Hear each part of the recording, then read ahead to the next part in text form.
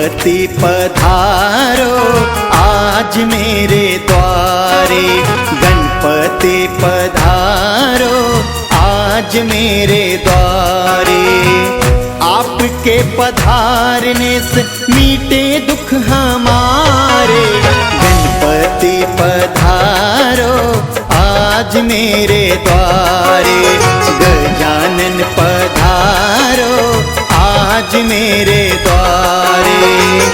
आपके पधारने से मीटे दुख हमारे, गणपति पधारो आज मेरे द्वारे। गजानन पधारो आज मेरे द्वारे।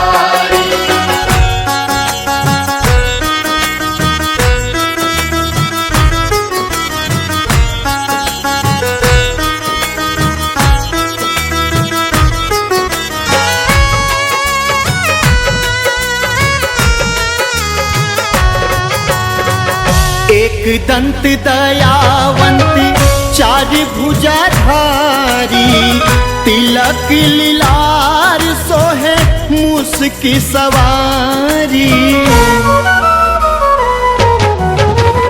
एक दंत दयावंती चार भुजाधारी, तिलक लीलार सोहे मूस की सवारी। तिलक लीलार सोहे मूस की सवारी। हे गजवदन गणेश जी काटो मेरे कलेश जी, हे गजवदन गणेश जी काटो मेरे कलेश जी। आपका भजन हो, आपका भजन दिन रात प्रभु करते। गणपति पधारो आज मेरे द्वारे, गणपति पधारो आज मेरे द्वारे। गणपति पधारो आज मेरे द्वारे। गजानन पधारो आज मेरे द्वारे।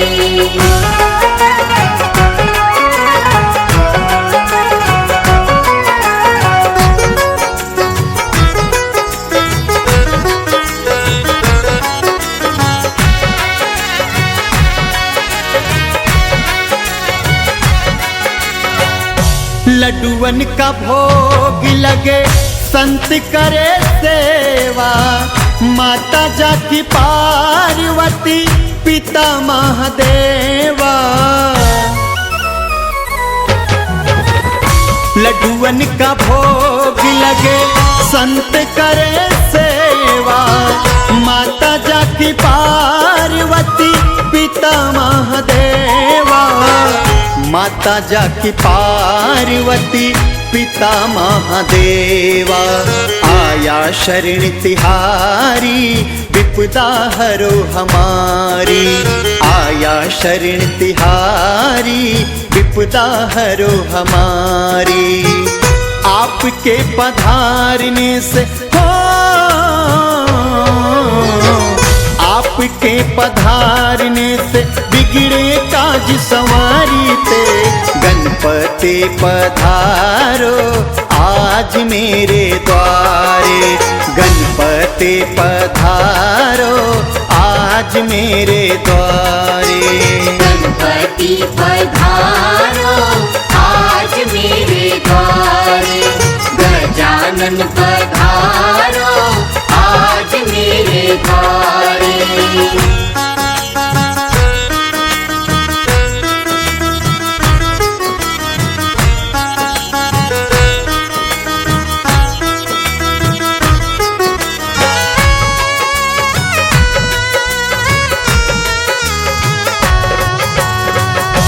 बल बुद्धि विद्या के तुम दाता, हे गणपति तुम कार्तिक भ्राता।